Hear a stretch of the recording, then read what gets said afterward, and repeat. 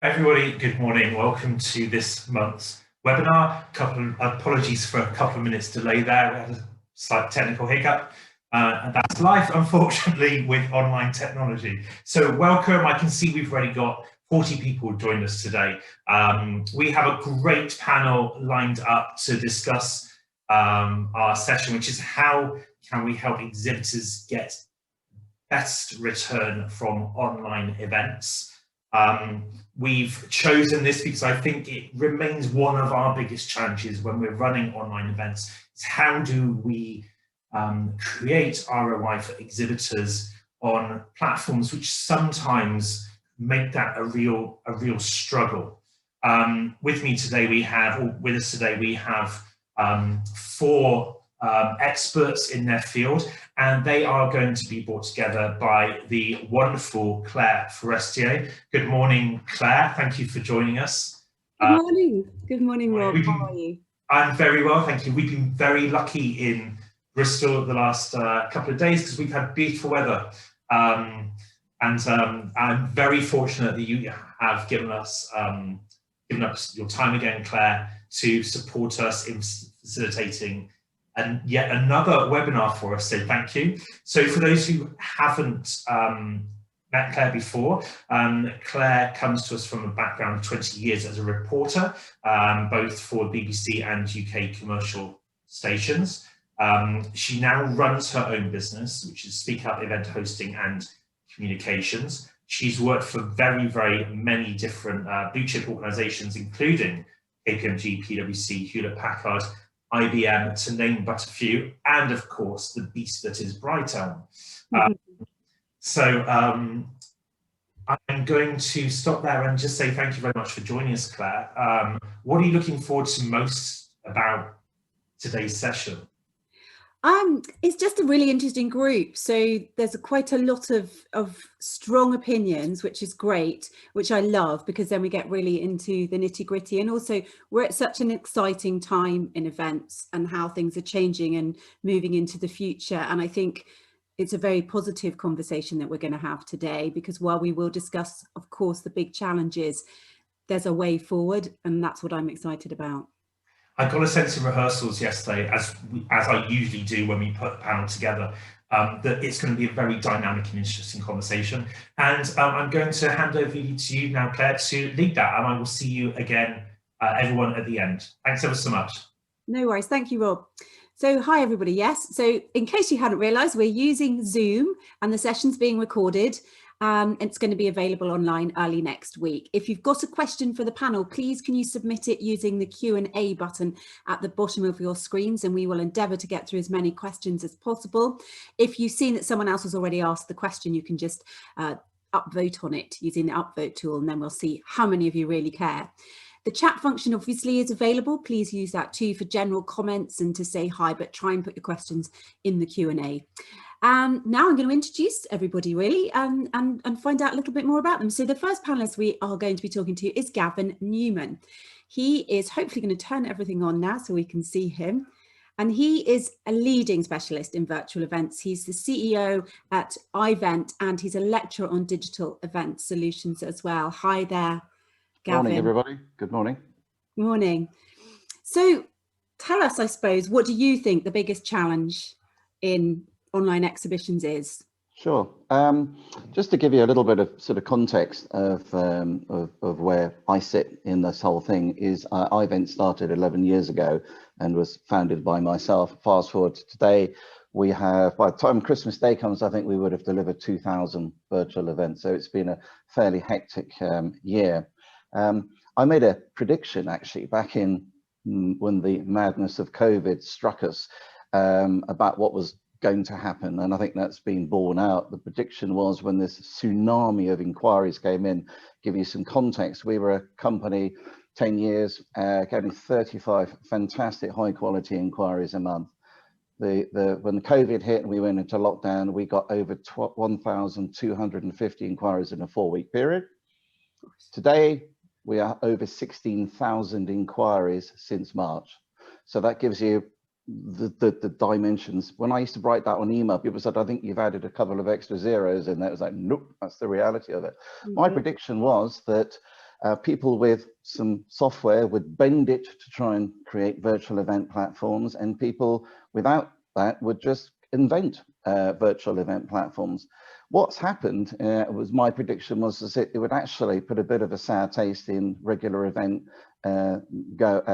producers' mouths about how awful virtual events were. You can't just create these things overnight, and that, I think, is what's done in for virtual events slightly, and that's a challenge, because there's lots of people who are very good at this, and there's two things to consider here. Is, first of all, and you know, we know our research, there's only about 5 companies globally who have a built for purpose platform that are able to deliver proper virtual exhibitions. However, there's all sorts of people in that space. And the other thing that we see is that this business is about people. It's not about software. We position ourselves as a professional event management company who deliver stuff online. Okay, so what's happening is people are buying software. They're looking and go, oh, it's shiny and it does this and it does that. Software is useless. My advice is buy the people. Okay, buying software, it's technology based. It's no good, and that's what we are finding is a massive challenge. People are coming and saying, good Lord, we want to talk to somebody who actually understands what virtual events are. And I'm pleased to say that, you know, there is a lot of dissonance out there in the live event market about virtual events and exhibitions. And so those are the two things that I would say. You know, there's a very small amount of very, very good players who can deliver amazing virtual events and deliver that all important ROI, which I'm sure we'll discuss later. And, you know, look for specialists, look for people that actually know what they're talking about. So that was my sort of introduction to the whole thing, really.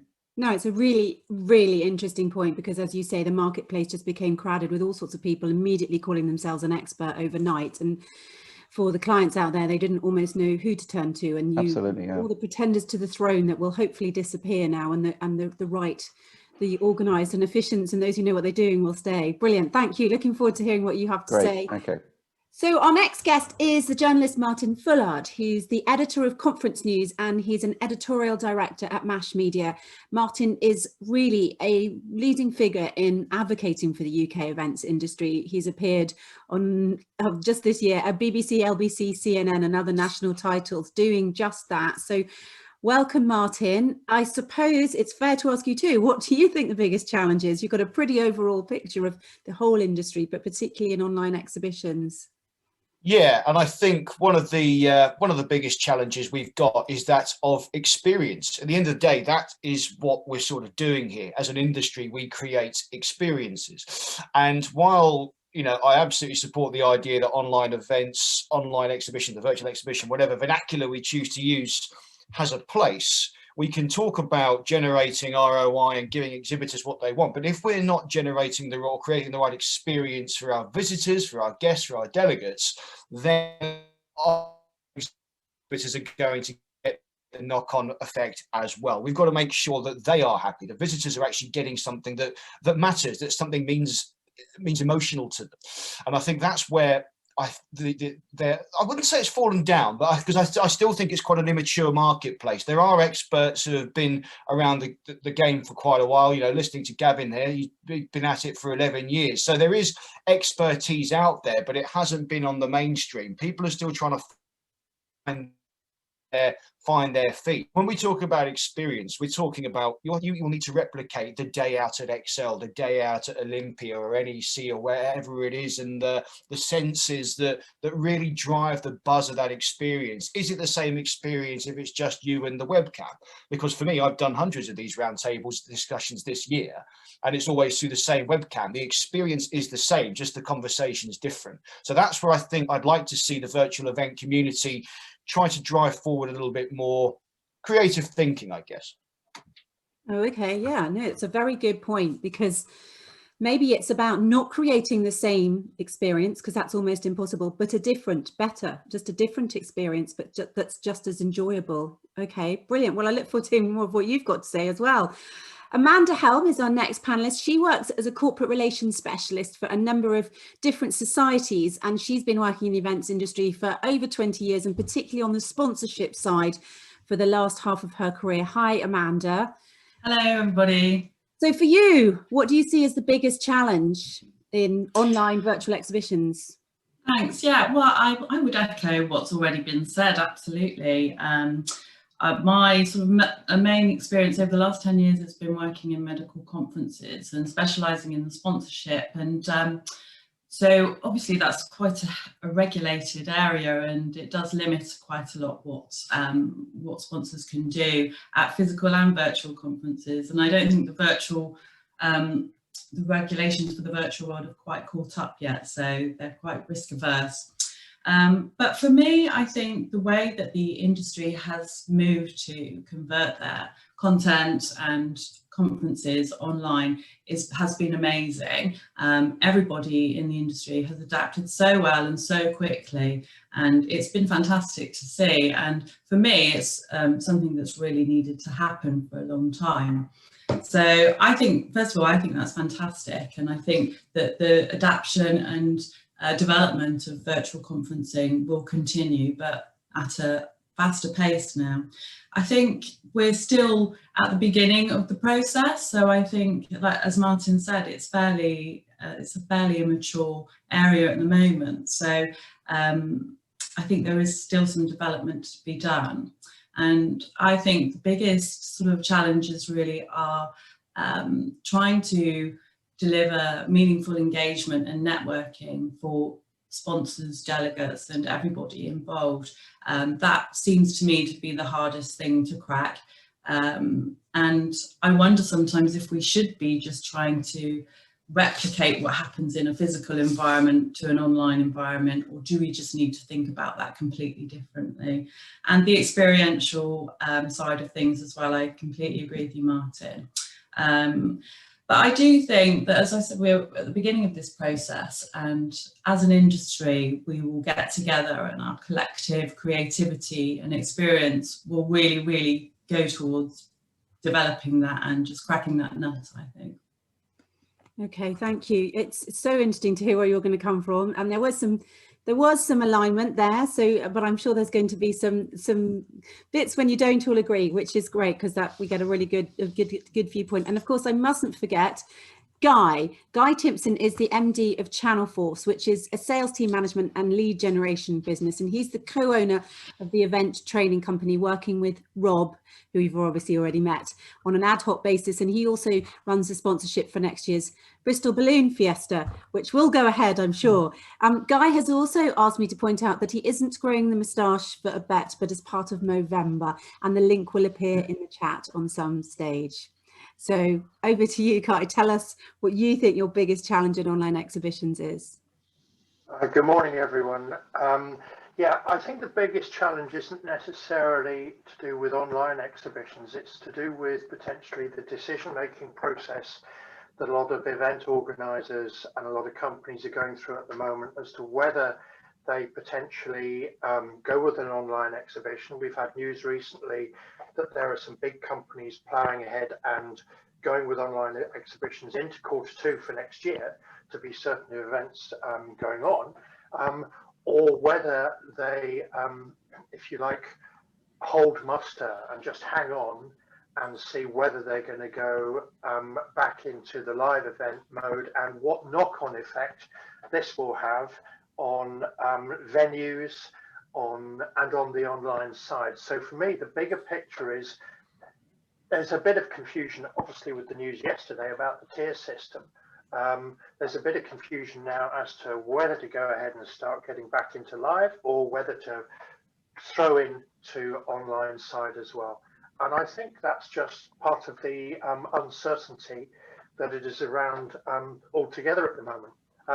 It's not a bad thing necessarily, because people are still making decisions that they want to hold events. That's great. There are budgets out there for events. There are also budgets out there that haven't been spent in the last few months. So there's budget available. It's just how they spend it, where they spend it, and when they spend it. Yeah. Okay. That's going to spark some responses, I have a feeling. So I just wanted to say to you, the audience, start getting your questions in to the Q&A. We have had one that's come in already, so we're going to start with that. But I'd love to hear what the rest of you have to say, and also to get your questions in for us. This is your chance to ask all these experts.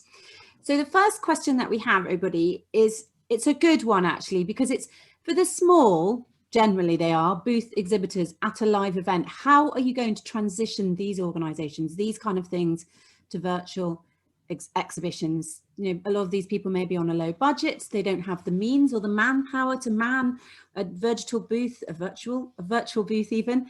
What could we offer them virtually that makes it worthwhile for them to take part in the exhibition? So I'll pick on you, Gavin, if I may, to start with that. You're the absolute pro. I'll talk about a vegetable booth. Yeah. The thing about virtual that we noticed really quickly back in the dark days of 2010, seems like yesterday we started this business, is that it does actually level the playing field quite considerably. At a big exhibition, you get your 1x1, and you've then got to pay extra for a light and electric point in there. And what it does, and it's just phenomenally expensive with everything that was going on, and it's really flattened the playing field. So we've worked with many clients, right from sort of, you know, people like Help for Heroes and great charities and organizations who need to squeeze, get a lot of bang for their buck. And, you know, a virtual booth, I don't think that there's any issue with about finding somebody that can actually manage to go and man one of those. I mean, there's all sorts of tricks and wizardy things certainly in our platform where you can actually man a booth without even sort of being there the whole time. And so, you know, it has definitely flattened it. I mean, we've worked with a lot of much bigger event companies this year, people like Euromoney and Incisive Media, where I've seen them get the most phenomenal amounts of revenue and charging a lot for sponsors because there were actually no other options. But the entry point is always there at such a level that it's actually isn't a barrier for some of those smaller organizations to be able to participate, because ultimately the organizer wants to have as many exhibitors as possible, and you can, with a decent platform, have highly differentiated tiers from the very entry point right up to the sort of the platinum sponsor at the top, with a huge difference in what they're able to do. But ultimately that entry point will still have the engagement tools that are necessary to commune with the visitors to the event. That's really interesting, because it's almost that imagination's all that's holding them back, because the tech is there to allow all this to be a great experience. It's just you've got to get the right platform. Yeah, absolutely. Yeah. Okay, brilliant. Thank you. What about you, Martin? What do you feel on that question? How's the best way to give them an amazing virtual experience that makes it worthwhile? I was hoping someone else would give me the answer, because I'd like to say that's what I... Can you hear me? Sorry, am I there? Yeah. Yeah, I'm hoping someone else can give me the answer, because I'm yet to find a consistent one. And that's the best I can do, really, because I'm still in the sort of camp, but I know that obviously some of my colleagues on the panel will disagree with. I'm still in the view that we're in this holding pattern now. We've had a lot of people who have been sitting at home, not necessarily been working. Online event attendance has been up. Therefore, perhaps it's given us a skew view of just how popular. Or is that my tech that's going, or is that Martin's? Budget floating? I was just checking, is it my tech that was going, or is it Martin's? But everyone says they can hear Martin, so it's just me. Go for it, Martin. I'm sorry to interrupt you. No, he's gone. It definitely was his tech. It was Martin's internet went, not you. He was telling us in rehearsal he had very good internet. Well, he actually told us live. It was really good.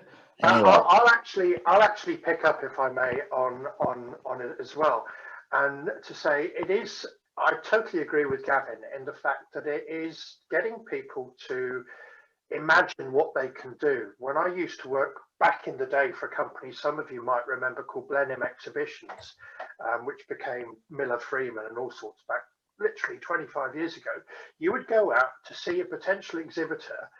And I worked for Recman, which is all to do with gym equipment and leisure equipment. And we'd go out, we'd be in their workshop, I'd take a piece of chalk out and I'd draw out a 3x3 or 4x4 and say, what do you want in there? What do you want to do here? And you start to get them to imagine what they can do within their exhibition space. That's the first part. The second part is to start to get them to buy into everything that they need to do around that exhibition space, because the 2 or 3 days at the event is only one very small part of it. And I think that's where online exhibitions have a distinct advantage as well.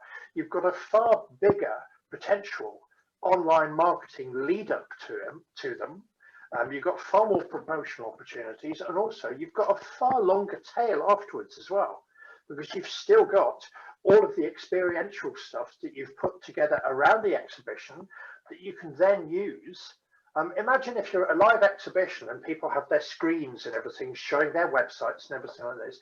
At an online exhibition, you've got an opportunity to take people into your whole kingdom through a little button on an online exhibition. I mean, it's fascinating. I think we're only just touching the surface. Mm.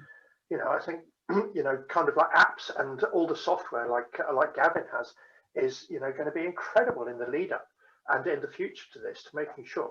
Sorry, Gavin, you wanted to make another, sorry. Yeah.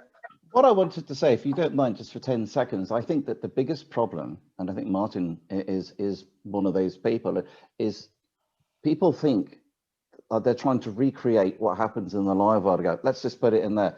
The Americans made this mistake back in 2004, 2005, and they were the first people to launch virtual platforms on 24 in Expo. And a couple of these aren't even in existence anymore. And they just tried to take it and transplant it in. That does not work. There are many elements in a virtual booth which are the same, but if you try and run it the same, that's when people go, that sort of cognitive dissonance, isn't it? Well, that was rubbish, wasn't it? And that is the challenge. But again, you know, talk to experts. Yeah, I think you're also trying to appeal to a broader cross section of decision makers within a company as well. Whereas you might have gone to the marketing person and sponsorship person, you're now looking at all of the digital side of things as well and trying to get their buy-in to what they can bring in to a digital exhibition from their digital environment as well. Okay, thank you, guys. Well, I'm going to come to you now, Mandy, on that, because obviously you're working specifically in medical events and exhibitions. So what's the issue you guys are having on that? Well, I mean, I've had a very similar situation just recently, actually, where we have a supporter that has been supporting one of our societies for a very long time, but they just don't sort of have very big budgets. They're a small organisation. And us as a society, we've had to kind of have a think about, well, we're here to represent the industry in our field, and we have to take that sort of decision as to whether, you know, we give the smaller people, the smaller budgets, the same opportunities. It is a more of a level playing field in an online environment, absolutely. So it's quite hard to sort of differentiate in terms of pricing and budgets. So we had to think about that, and we decided that, you know, this is a loyal and important supporter and they deserve a place around the table. So we decided that we would give them a booth for their budget that they had. So I think there is a decision there to be made from the organiser's point of view, but I also agree that there is the only sort of thing limiting you in terms of what you can achieve in an online exhibition booth is your own imagination. There's so many opportunities, and also you can track everything that happens, so that makes reporting and proving your return on investment so much better. Okay, thank you. I'm going to come back to you, Martin, quickly on that, because I know you were starting to make your point. I think Gavin tried to represent your point, but let's hear it. Right, yeah, never work with children, animals, or broadband providers. Essentially, it's a case of just, I don't yet know what the best model is. There's so many different out there, but I'm just concerned that we all think that online events are, you know, are what they are based on a skewed dynamic. We've had a captive audience all at home on furlough for most of this year.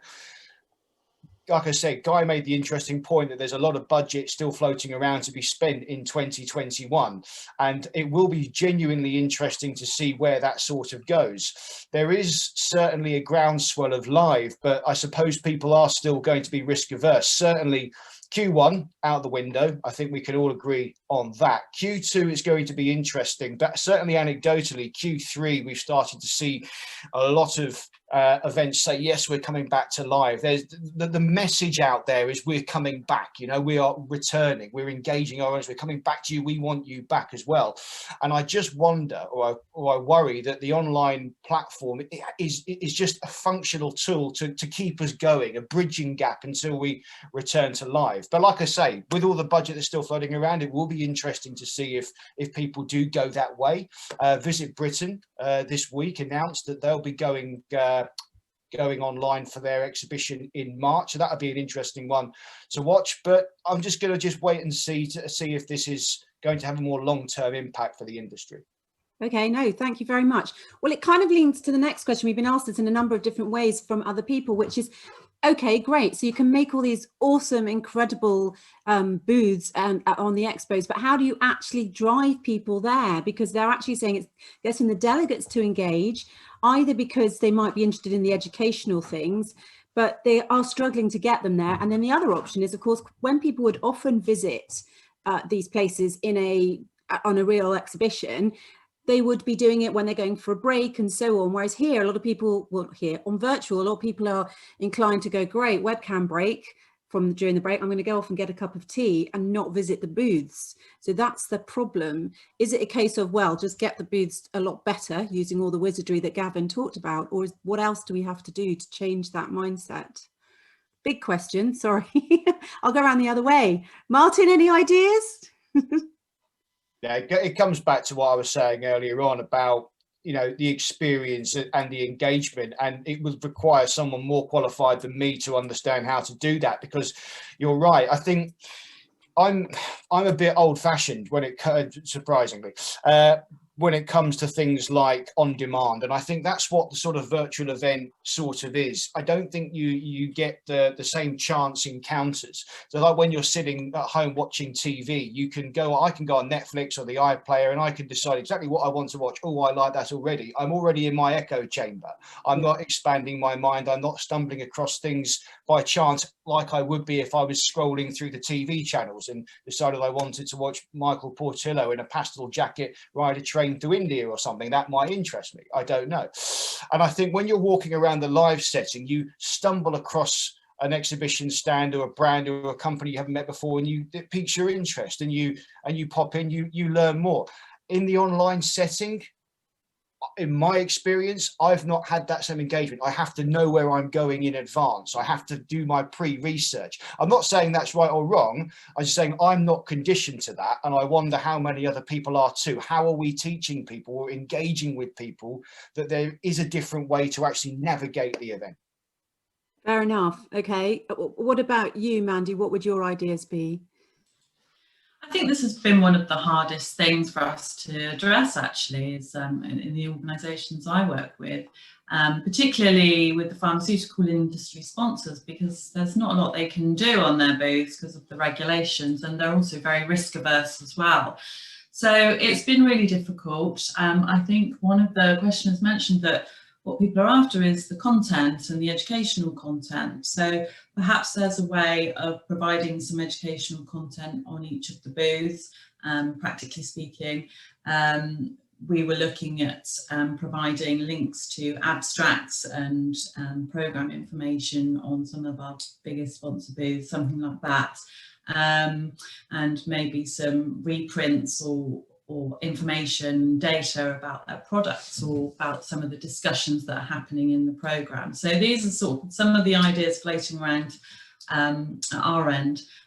Practically speaking, I think if you are sat in front of your laptop looking at watching talks all day, and then you have your lunch break for the exhibition, you're not going to have a look at the exhibition. You're probably going to go downstairs and make a sandwich or something, you know. That's certainly how I've been behaving. So I think it's really important that when you're planning the programme, you will actually allow some time for that activity alone and nothing running against it. That's an interesting point. And I think also it's an understanding of it. I mean, one person's asked that question. I was going to ask you that, Gavin, you know, do we need to offer more information, knowledge sessions within the exhibitions? Almost like, here's a little lesson, a little map reading lesson, and what you're going to get when you visit these places. There'll be great incentives, free stuff, whatever it is that they might be looking for. Incentivization has worked really well, actually. It is actually a big issue. You know, it's a major challenge, and I sit up quite often late at night with a bottle of wine, which does help me become quite creative about these things. So there are 4 things that we've done and we've introduced that has worked wonders. The first thing is I sat down and thought, an exhibition booth is actually just a piece of plastic with a logo on it. that's all it is, an Arrive exhibition, and it's just a digital image in that. It's not about the booth or the exhibition stand, it's actually about the people.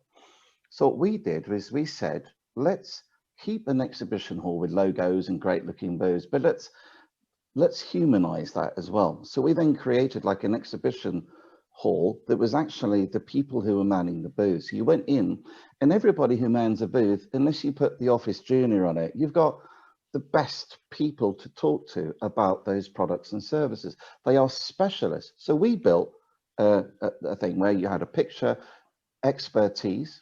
People would make recommendations at the registration. Those recommendations would be offered up to actually so those people would become part of the program.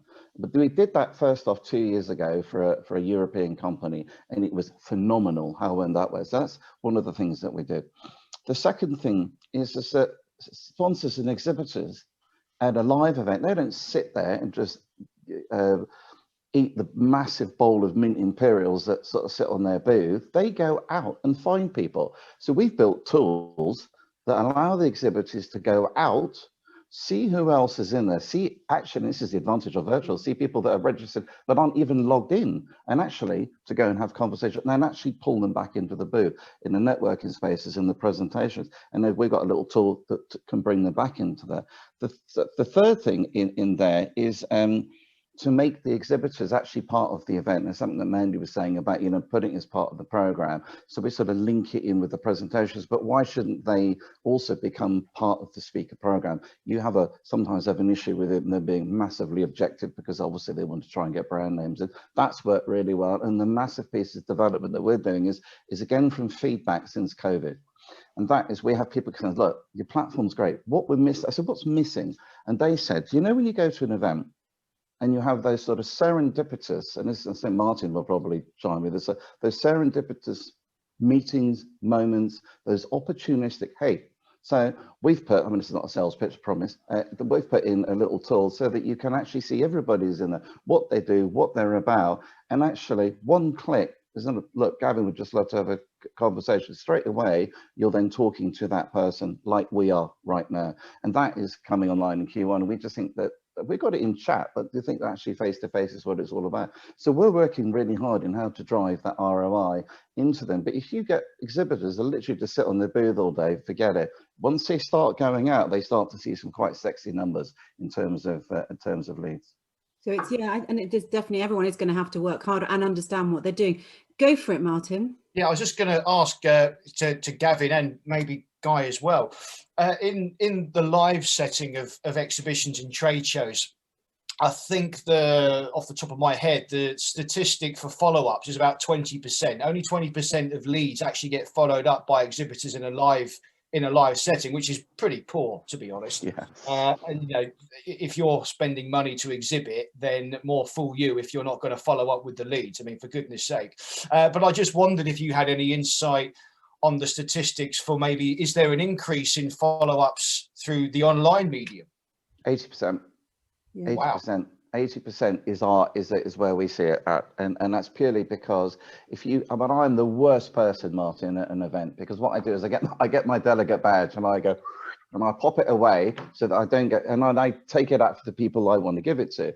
With a digital event, of course, the minute you pop your digital toe in a digital booth, boom, they've got you. And I don't mean that in a horribly sort of callous Big Brother way. But the other things is this is where we're talking about the data in there as well, is that you can really three-dimensionalize the lead that comes in. Because if you go to a live exhibition, somebody rolls up and to the booth, and you're busy, and they think, I'll come back, I'll get prep, and I'll come back a bit later, you're still busy. You grab the brochure and off you go, gone.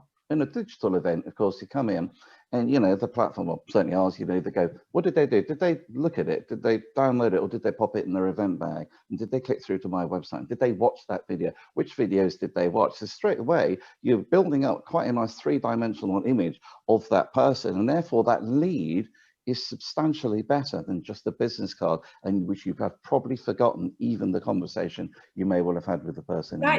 That is fascinating, but then it does beg the question, I'm sure you'll be able to come in on this, Mandy, the GDPR issue, which people are mentioning here, which is people don't want that information to be shared, if you've got rules like you have in the medical side of things, what do you do with that? You can't gather the data in the same way.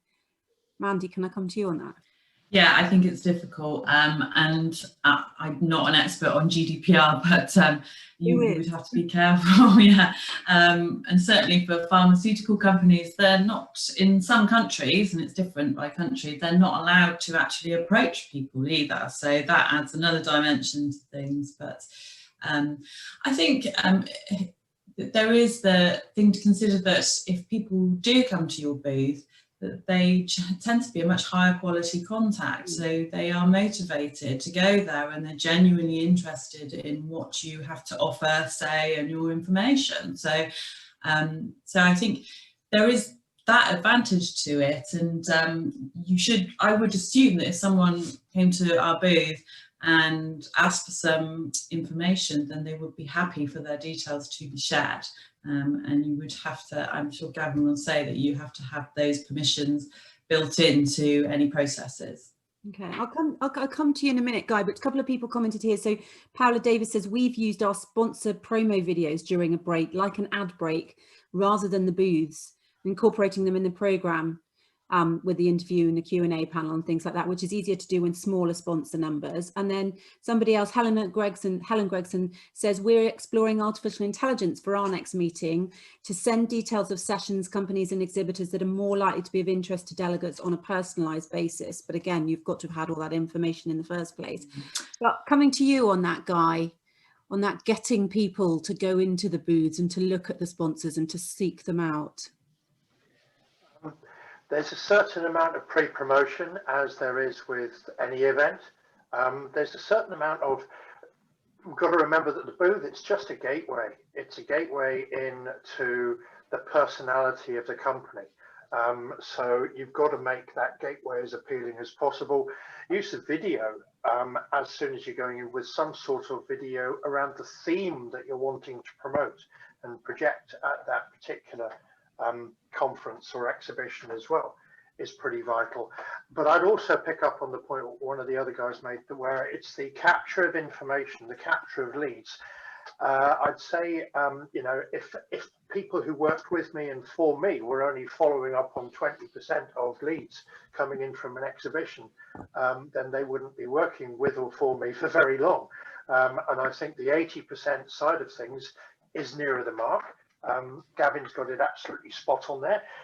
The other thing with leads from online exhibitions, if you're getting them, you may well find that some of them, there will be natural wastage on them anyway. Someone's just clicked on something as they're coming through and are clicking on everything. A bit like at live exhibitions, you get people picking up leaflets from an awful lot of different stands, partly because they're just walking around.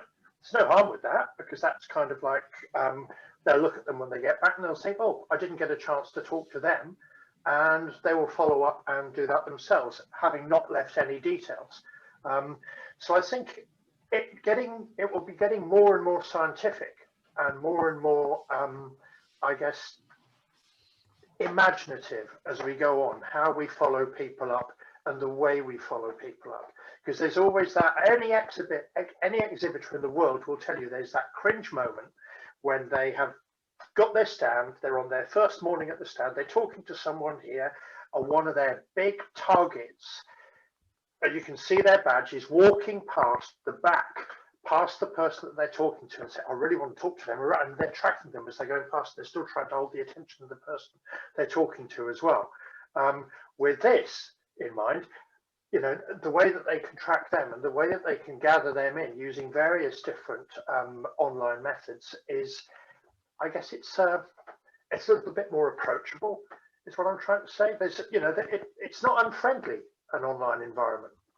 You know, it's a lot more approachable as long as you know how to do it. And that starts with your pre-show marketing and your presence at the show as well. Okay. We've had a couple more questions coming in. So just a quick response really to that idea about the sophisticated data and the tracking that Gavin was talking about. And it does feed back to what we were saying earlier about potentially a lot of pretenders who don't know what they're doing in the marketplace. But Robert Burton says, we found that most platforms will tell you they provide the data, sophisticated data tracking, but in reality, they don't deliver. So Gavin, what's the kind of questions you should be asking or the answer you should be getting from a platform that proves that it's interesting. A lot of people think it's about data is about attendance, and of course that's a fundamental. It's a fundamental, but that isn't it. If you run a live exhibition stand and it's about the quality of conversations that you have and the quality of lead that you get, but if you think about live, the more quality are actually the conversations you have for a longer period of time. And so we looked at the importance of that and said, well, actually, you've got the visits. You can three-dimensionalize their activity in there, but actually, what are they doing? How long are they spending? So we put in the dwell time overall when they're coming in, the amounts of time they're coming in, the periods of dwell time that they're having within there as well. And that has been a real eye-opener for people, because actually what it gives us is it gives us some benchmarks, and people say, how long do people come in? The average webinar attendance is 14.5 minutes. Thank you for staying, everybody, because we're at 40 minutes, by the way, not 14.5. So that's a good start if you're still here. At 14.5 minutes, and then a virtual event is anything from 90 minutes right up to 2 hours that we see in there. So the dwell time is for your hosts, if your actual clients, is a very important one. And you don't need sophisticated data. You just need stuff that you can work with. And that's what you try and that's, if you just look at your shoes as you develop, you're never going to build anything decent. You've got to have big ears. I don't think we've had an original idea for 3 years. I'm very honest to say, we just go, what does everybody want? We'll see what we can do about it.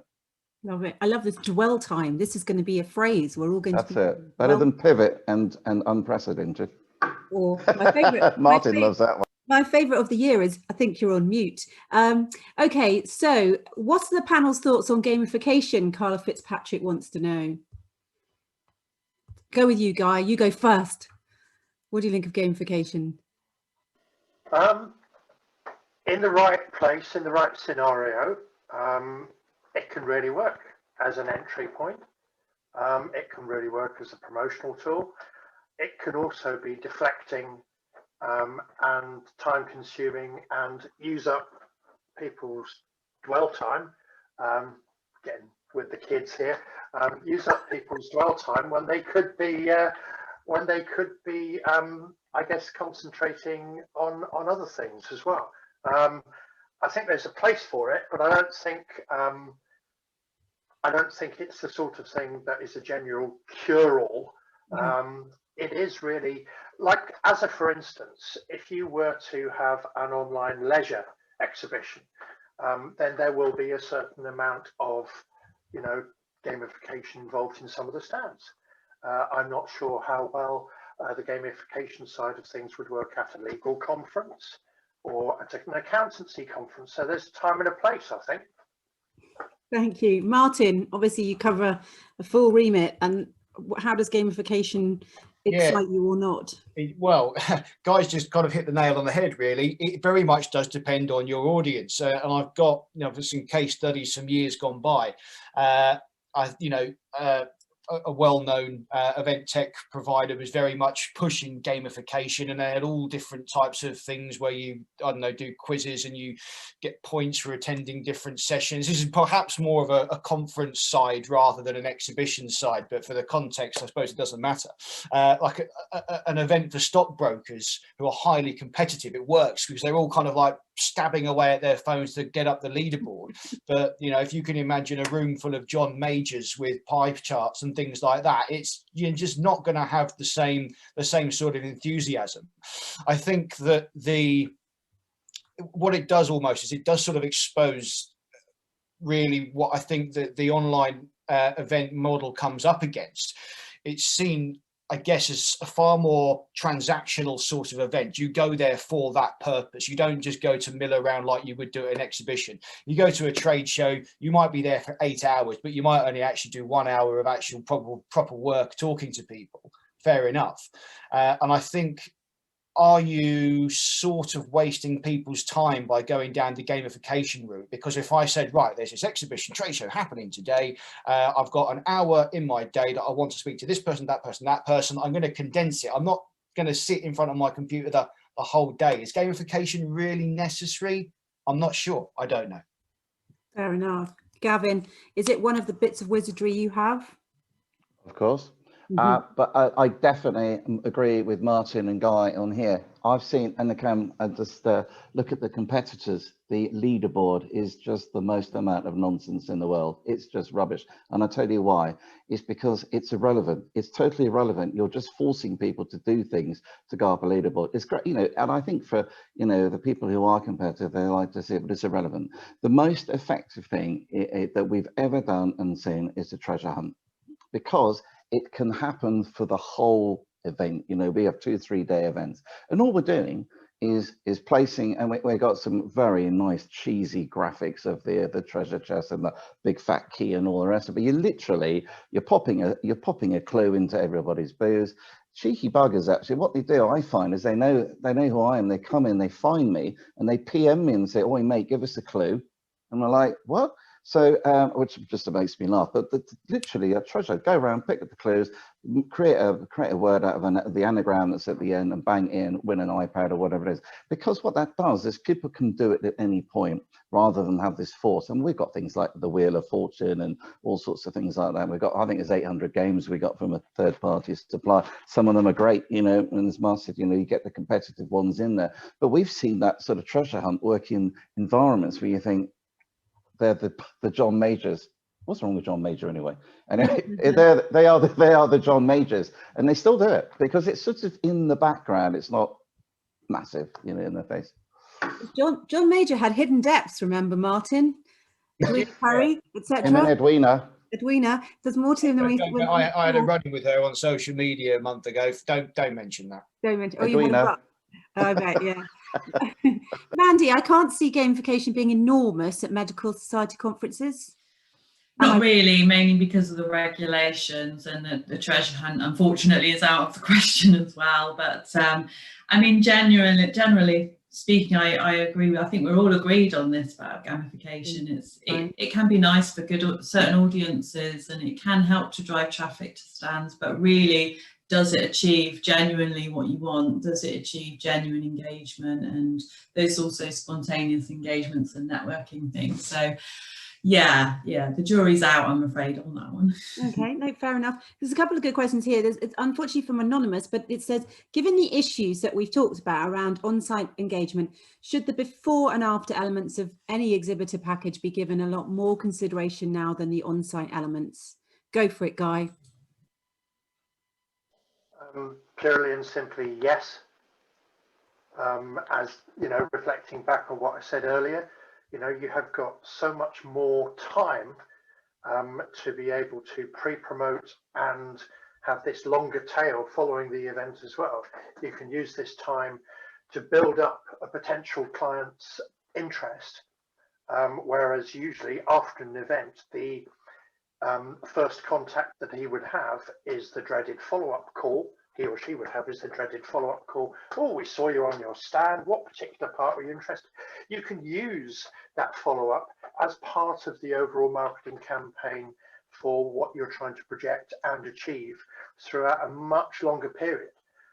You can also use it as the follow-in to another exhibition that you're doing, and make it far more synonymous with yourselves as a company, rather than just yourselves attending that exhibition as an exhibitor. So yeah, it's absolutely vital to get as long a marketing campaign time as possible, using the exhibition not necessarily as a focal point, but as one of a series of touch points. Fair enough, thank you. What are you doing, Mandy, at your conferences to do this? Well, I think it's one of the great benefits of virtual conferencing is the fact that you can extend the life of the conference and the trade show. It's something that's a phrase that we've been saying for a couple of years now with my colleagues. How can we extend the life of that investment? Because it's a huge investment, and obviously a physical conference, you go there and you build your stand and you put on your symposia, etc., and then it's all gone the day that closes. So it's enormously important, and it's one of the major benefits of virtual. So it's one of the great things about it. The way we're doing it at the moment, honestly, haven't got that figured out just yet. So we're still working on that. But basically, what we need to do is find a way to kind of store all of the content on a more long-term to permanent basis, transferring the content from your platform onto a more permanent home, and also figuring out how to keep the noise up all the year round and convert the virtual exhibition and conference into an online community where there's a two-way communication going on for the rest of the year.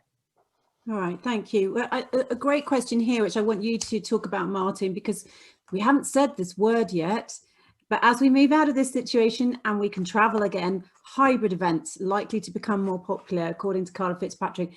How do you see a face-to-face exhibition experience running alongside a digital exhibition? And I know you're going to obviously have stuff to say on this, Gavin, as well. Well, everyone will, but can I come to you first, Martin? Yeah, I think hybrid is going to be the norm going forward. The word hybrid will be dropped eventually. It will just become part of the overall term event, I think, without a shadow of a doubt. And people's expectation of quality is going to be, you know, somewhat increased now as well. I did a live broadcast interview yesterday, and it wasn't just, you know, chairs on a stage. It was in a massive big XR studio in London at a hotel, and it was fantastic.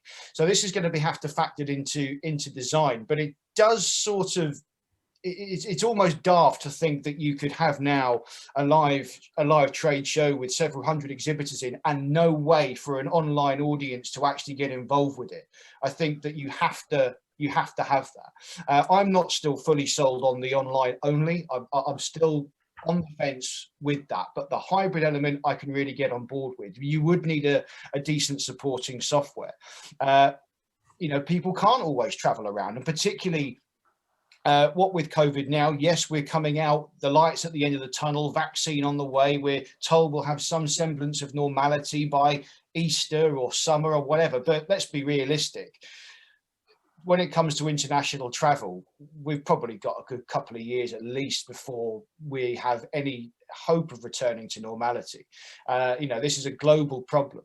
So therefore, hybrid has never been more important. There is going to have to be a way devised to have the two running alongside each other, and that's where, of course, our experts, and Gavin and Guy hopefully will be able to tell us how that might work in practical terms. But I think to not have a digital element to back up your live experience is dated.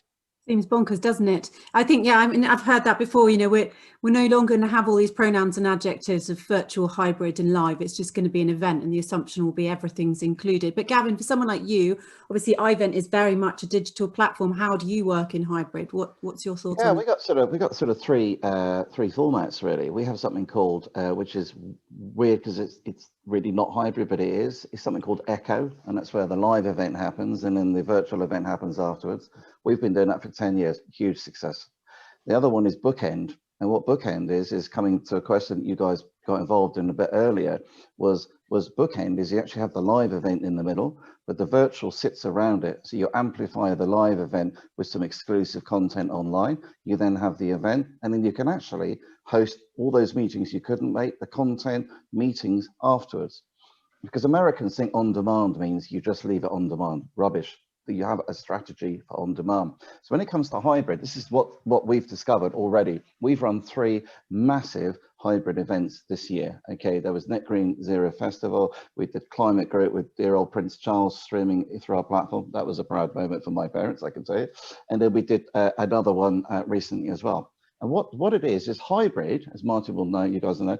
The old hybrid was everybody in, you know, a bigger live audience, a smaller virtual audience, and all the presenters would be at the venue. What we've done is we did this big Net Zero Festival from the Match of the Day studio in London, and they had a few people in the audience in there, but you only had 3 presenters in the studio. You see, you had the legendary Gavin Newman, journalist, who was hosting it, Christian Guru Murphy from his hotel room in Washington. So this is where we're definitely going to go. We're going to have some presenters live, and this gets over the international traveling issue where you may have three or four presenters live, smaller audience, bigger virtual audience, and then you're actually bringing the presenters in, even to a panel. We got the tech to do a panel with 2 people in the studio. We did This Can Happen yesterday, which is the biggest mental health conference of the year, which we hosted all week this week, harrowing stuff in there. And they did exactly that, 3 people in the studio and bringing people in from over the world. And that is going to be the hybrid model. Don't tell anybody else that. Well, it's like a TV show, isn't it? It's exactly Totally. Seen those. Totally. I mean, I've been banging about that. You are, all of you, on a TV show today, in case you hadn't realised. That's what it is.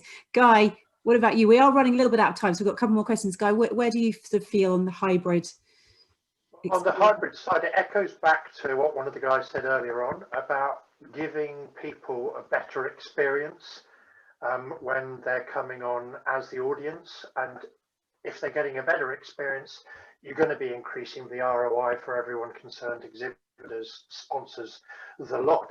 And hybrid, absolutely, definitely the way to go, because people will get zoomed out, you know, to coin a phrase, getting down with the kids again. They'll get zoomed out and they want that various, not necessarily multimedia experience, because you're still looking at it on the screen, but multi-scope experience. There's a new word. You know, this, you know, so what they are hopping about and they're seeing various different things. And I think a lot of people are going to get more slick and more professional with the way they do things within that context as well. So there's a good deal of evolution going on, not just on the in the mindset of the exhibitors and the sponsors and everyone who's doing it, but also in the mindset of the people who are running the exhibitions and the software that they're using as well. Fair enough. Thank you. I see Rob has joined us. Hi, Rob. Hi, thank you so much, everybody. We're going to carry on the just a bit of discussion after 11 o'clock, but I know we do like to finish on time. So I've just got a few messages for you and then I'll hand back to the panel. So please don't go anywhere. The first is my thanks to Claire, to Gavin, Mandy, Guy and Martin for giving up your time today. And thank you to my colleagues Tara and Jem, who were working hard in the background. Firstly, a reminder of why we're here. We're here to help associations and not-for-profits run their events programs. We can do that. We are doing that online at the moment, and we've got a long history in doing that live as well. We are here to help and offer advice, so please do get in contact. Next slide, please. We, as Claire alluded to before, Guy and I created the event training company in the summer. We're now running 3 courses. All the courses are delivered by practicing professionals. We've got the Introduction to Online Event Management course, Introduction to Sponsorship and Exhibition Sales course, which is delivered by Guy, and our newest course, which is Introduction to Sourcing Suppliers. And that's an excellent course written and delivered by an ex-colleague of mine, Penny Jekyll, who has 25 years of experience of sourcing and proposal writing. And finally, this is the end of our webinar series for this year. We've really enjoyed it, and I think we've had a lot of very positive feedback about it. We would like to continue it next year. We're going to be running 10 next year. That'll still be the last Friday of every month except for August and December. We'd like your input on those. So we will be sending out in our newsletter this week, we'll be sending out a questionnaire. Sorry, our newsletter next week, next Wednesday, we'll be sending out a questionnaire asking you for your feedback about the topics you want to see discussed, so that we can work on those and pull together panels and discussions which are as exciting and in-depth as one we've had today. So thank you very much for allowing me that quick message. I'm going to stay and hang around a bit. Just maybe take part in the discussion, but I'll mostly just listen, I think. I'm so excited by your webinar management packages, because so many people approach me about, can you host a webinar? And I'm like, do you know what you're doing? No, they don't. And now I can say, here's where you go and find out. I do put them in touch with you as much as possible anyway, but it's great that so many businesses want to run webinars, and it's a great resource, but they haven't a clue what they're doing. So that's brilliant. They can now learn that. and it would make my job a lot easier, that's for sure.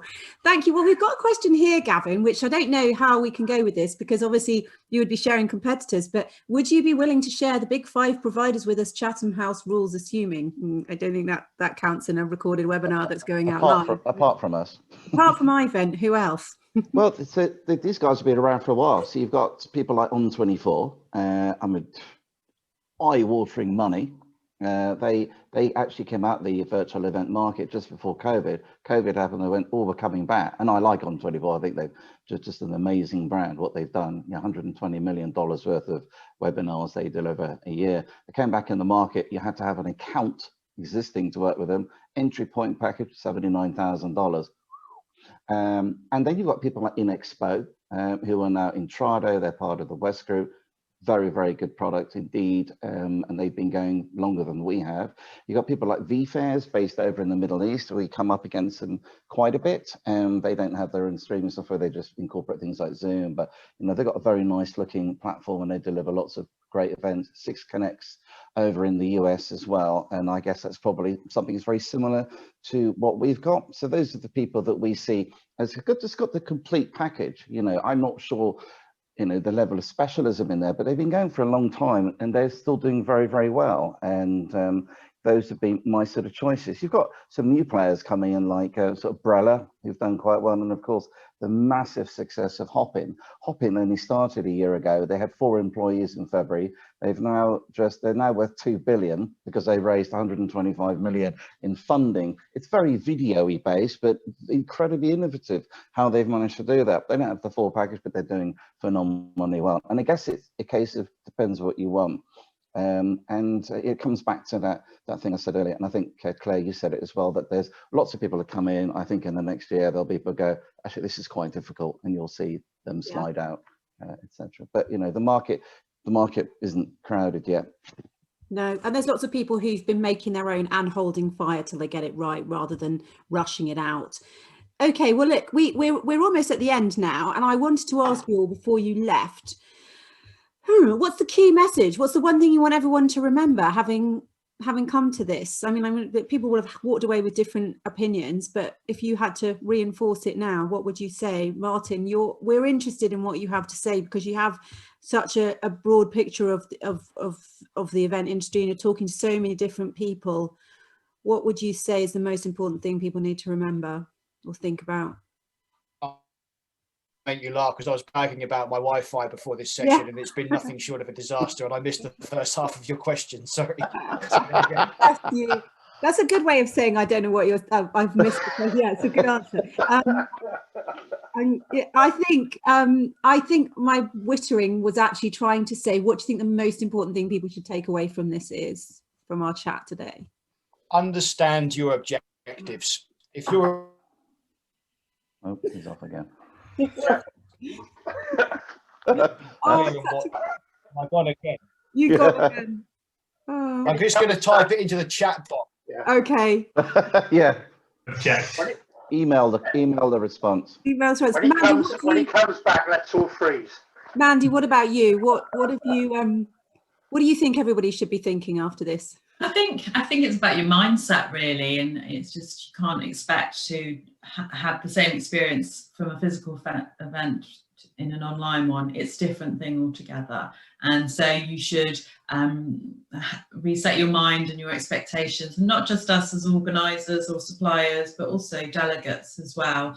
I think we all need to have a bit of a rethink of what our expectations are from virtual, and also I think that the events industry are brilliant, and we will make such a success of all of this, be it virtual or just online or whatever. We're an amazing bunch of creative people and when we get a bit of experience under our belts, we will deliver amazing things. That's nice. I like that. That's good. Gavin. You are planning an event in the next 2 years. Just got to have hybrid. You have got to have hybrid on the radar. Look, you know, I know with Martin and co, the resistance to being only virtual because of the challenges that face, and they're not going to go away. And as I said, you can't, the minute you try and replicate exactly what goes in the live world, you're going to be on the back foot because you can't do it. So it's about mindset, exactly about mindset. Go in there understanding there's compromises, but advantages, okay? Yeah. And there's more advantages than there are disadvantages. But if you're going to plan an event, just have it on there, because if you're going to go pure live, this can happen all over again. It's the end of it. You know, we've helped over 150 event companies stay in business this year. I'm very proud of that. We look forward to doing more next year, if it doesn't kill me again, second time around.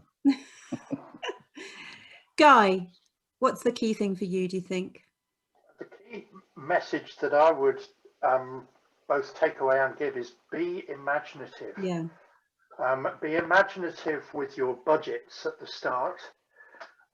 Make sure that you're looking at every possible thing that you possibly can to encompass what your expanded marketing campaign can be as well. You can get a lot more value out of everything, partly because in hybrid and online, you might not have all the logistical costs while we're moving back towards live events. So there's tons and tons of different things that you can do as sponsors and exhibitors to make sure that you're covering everything that you want to, and possibly cover some things that you might have thought were out of your range this time last year or 2 years ago.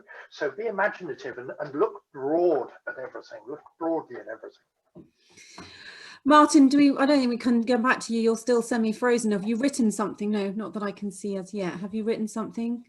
Yes, he has. He's put, have realistic objectives and expectations, and never brag about your upload speed before going live, because the universe will punish you. Oh, that's so great. Bless you. I know, it's so tough, isn't it? Bloody broadband. Rob, what would you think? Going to turn on you now. What would you think you want everyone to go away with thinking? For me, the biggest takeaway was about how we can build relationships. So it's the personal connection. I know Gavin emphasised that a lot. We have that when we have live exhibitions, and relationships are what creates sales. When you meet your salesperson, it's about trust and shaking their hand. And it's a question to us as organisers. I think the responsibility is on us if we are going to our traditional exhibitors and say, we want you to support this meeting. What are we doing to try and map those connections? Personal connection. Yeah, good. I think the biggest takeaway for me has been it's actually exciting with as many more opportunities now in events than there were before. So in terms of people starting out at the beginning of their careers, which I'm not, obviously, but there's there's so many more places to go, so many more things to learn, and at events themselves, which will be all kinds of events, and we won't use all these different adjectives.